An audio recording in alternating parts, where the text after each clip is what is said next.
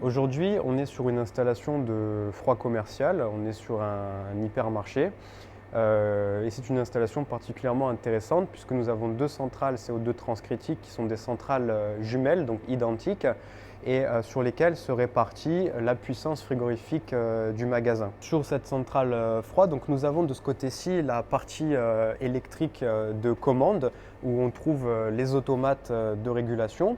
Donc dans ce cas-ci, nous avons un automate principal et un automate de mode secours qui est une réplique exacte. Donc si le premier a un problème, on peut basculer et retrouver toutes les fonctions identiques au premier. Nous avons les relais, les temporisations, les drivers de vanne, un onduleur. Et de l'autre côté, donc on peut voir ici la partie puissance avec les disjoncteurs de puissance et les contacteurs pour les compresseurs qui fonctionnent en tout ou rien. Donc nous avons sur cette centrale deux niveaux de température, mais en fait trois étages de compression, puisque nous avons trois compresseurs moyenne température MT ici, donc 1, 2, 3, deux compresseurs parallèles et deux compresseurs basse température. Donc chaque premier compresseur de ces trois étages est piloté par un variateur de fréquence, donc il y en a deux ici, et le troisième est de l'autre côté. Concernant la compression parallèle, son intérêt est de comprimer directement les vapeurs excédentaires du réservoir de liquide pour les amener à la haute pression sans avoir à dégazer ces vapeurs à la moyenne pression à travers les vannes flash. Donc là, c'est intéressant quand les conditions sont réunies pour utiliser la compression parallèle de façon optimum, puisqu'on va réduire le taux de compression et surtout on va soulager les compresseurs MT de ce travail de compression qui n'intervient pas dans la puissance frigorifique au niveau des évaporateurs.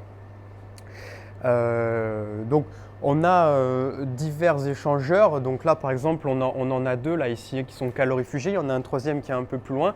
Ça, ce sont des échangeurs qui servent à surchauffer les vapeurs avant qu'elles arrivent à l'aspiration des compresseurs. Donc on va surchauffer par exemple les vapeurs qu'on le récupère en point haut du réservoir liquide, puisque c'est à la saturation, donc la surchauffe en fait elle est nulle. Donc on va les surchauffer en croisant avec le fluide en sortie gaz couleur. On va surchauffer aussi le fluide, les vapeurs avant qu'elles ne soient aspirées par les compresseurs parallèles. Là nous avons une bouteille anti-coup de liquide qui est placée en amont de l'aspiration des compresseurs basse température. Alors ici, nous pouvons observer le bloc éjecteur, alors deux blocs éjecteurs. Le premier ici, c'est l'éjecteur vapeur. Alors l'éjecteur, en fait, son principe, c'est d'exploiter la haute pression qui est disponible, parce que comme vous le savez, sur les installations CO2 transcritiques, on atteint des hautes pressions qui peuvent aller jusqu'à à peu près l'ordre de 120 bars, puisqu'on a des coupures HP généralement vers 125 bars. Donc on va utiliser ces hautes pressions pour créer un effet Venturi suffisamment puissant pour aspirer des vapeurs à l'aspiration MT. En fait, on va recycler une partie des vapeurs qui revient des évaporateurs moyenne température et par un effet Venturi, on va les mélanger au flux qui revient du gaz couleur, donc au flux HP, et ça va alimenter les réservoirs de liquide. Donc tout ce qu'on récupère à travers l'éjecteur, c'est du travail en moins pour les compresseurs, donc c'est de l'économie sur le travail de compression et donc sur l'énergie électrique. Alors de là sur l'éjecteur, vous voyez, il y a plusieurs, en fait c'est un multi-éjecteur, donc il y a plusieurs corps d'éjecteurs à l'intérieur. Nous avons plusieurs vannes, donc peut-être que ce sera plus simple si on le regarde d'ici. Plusieurs bobines, plusieurs solénoïdes ici. Et donc chaque éjecteur a un débit de masse différent. Donc le premier c'est 125 kg par heure, puis 250, 500 et les trois derniers ont un débit masse de 1000 kg par heure. Et en fait l'automate a un algorithme et il va moduler en activant différents éjecteurs, il va moduler pour maintenir la pression HP optimale selon l'algorithme qu'il a en lui. Concernant le raccordement de l'éjecteur, en fait, il y a trois raccords. Le premier en haut, donc c'est le flux qui vient depuis le gaz couleur, donc c'est la HP. Au milieu, nous avons les vapeurs, une partie des vapeurs MT qui sont aspirées. Et en bas, en fait, il en résulte le mélange HP et vapeur MT qui va alimenter le réservoir de liquide.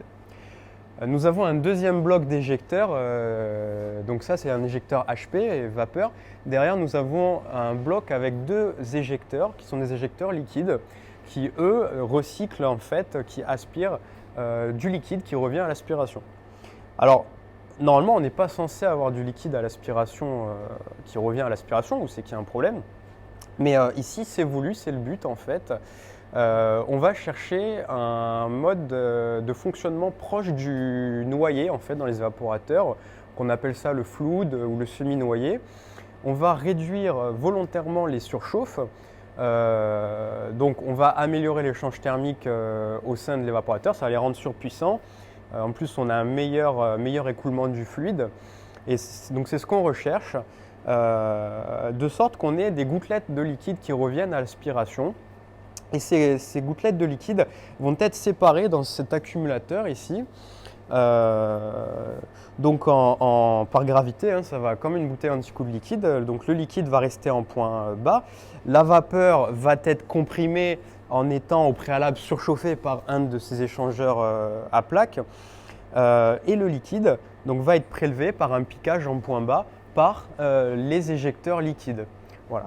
Donc là, le but, c'est en fait, on reprend le but de l'éjecteur vapeur, exploiter la HP disponible pour recycler et soulager les compresseurs MT d'un certain flux à comprimer. Et, sauf que là, en plus, on ajoute ce régime semi-noyé qui augmente la puissance frigorifique des évaporateurs. Alors ça, c'est super intéressant parce qu'en plus, on va ajouter à ça des pressions flottantes, donc de la BP flottante et de la MP flottante. Et forcément, comme on est plus puissant sur les évaporateurs MT, on peut se permettre de relever beaucoup plus la moyenne pression.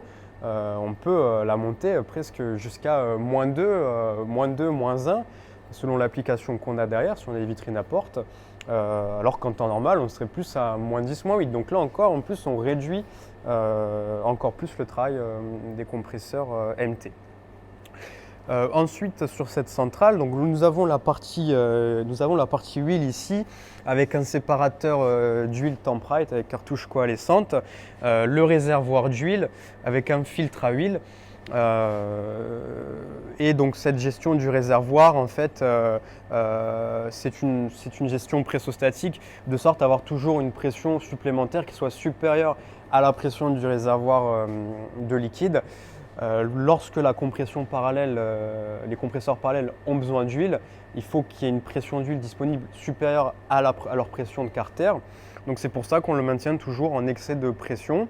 Donc on injecte de la pression avec une électrovanne et on dégaze l'excès de pression avec un clapet différentiel qui est ici.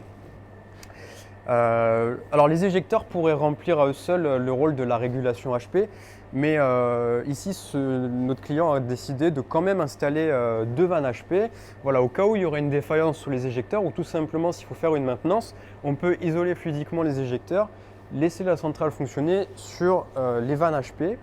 Donc nous avons toujours les vannes flash ici qui vont dégazer en fait l'excédent de pression des réservoirs de liquide, là, de ces deux gros réservoirs de liquide. Donc ça va être dégazé à l'aspiration MT. Bien sûr, quand les conditions le permettent et que la compression parallèle fonctionne, ces vannes en fait se ferment complètement et tout le flux de vapeur est aspiré par les compresseurs parallèles. Et ça, c'est géré grâce à la variation de vitesse. On peut vraiment réguler un débit précis. Voilà.